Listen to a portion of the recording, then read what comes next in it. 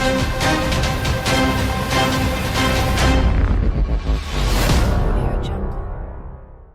के समय में बच्चे और बुजुर्गों के लिए वैसे ही खेल के मैदान नहीं बचे हैं। महिलाओं को टहलने की जगह नहीं बची है और पेड़ पौधे लगाना तो एक चुनौती बनता जा रहा है। पर्यावरण पर यह संकट कुछ इसी प्रकार के लोगों के कारण आता है जैसे यह कंपनी है। वैसे भी लाखों की संख्या में पेड़ों की कटाई एक चिंतनीय विषय है। ऐसे में सामुदायिक भवन धनवंतरी नगर महाराणा प्रताप वार्ड का खेल मैदान एक private company eagle PC Sneha द्वारा कब्जा कर लिया गया है। स्थानीय लोगों का कहना है कि वह यही फर्म है जिसने संपूर्ण नगर को सीवर के नाम जगह जगह खोद दिया है। इनके द्वारा उस खेल मैदान में विगत 10 वर्षों से कब्जा जमाया गया है, जहां वह अपने वाहन मशीनें खड़े करते हैं, साथ ही पाइप एवं रेत गिट्टी का स्टॉक भी रखते हैं,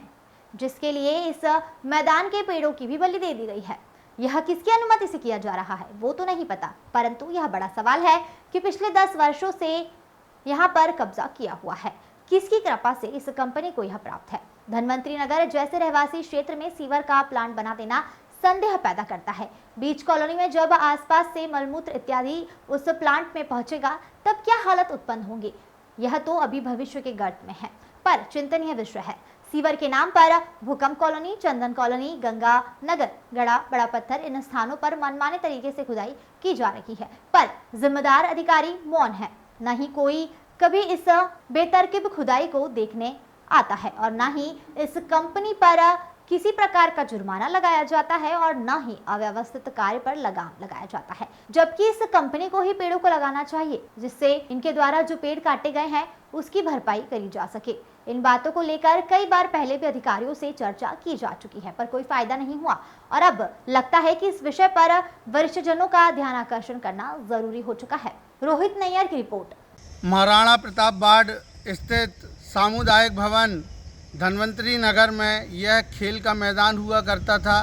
जहां शाम को बच्चे खेला करते थे, बुजुर्ग टहला करते थे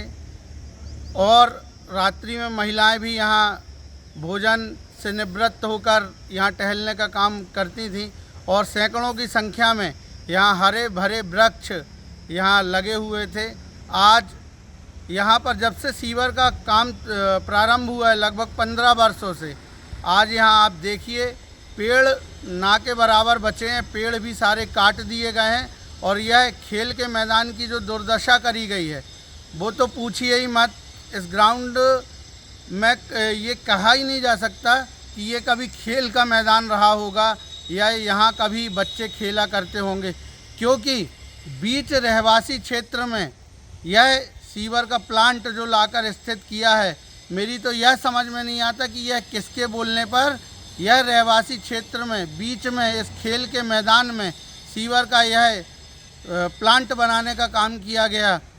और सीवर का जो भी मटेरियल है, जो भी मशीनरीज हैं, सारी इस ग्राउंड में खड़ी होती हैं।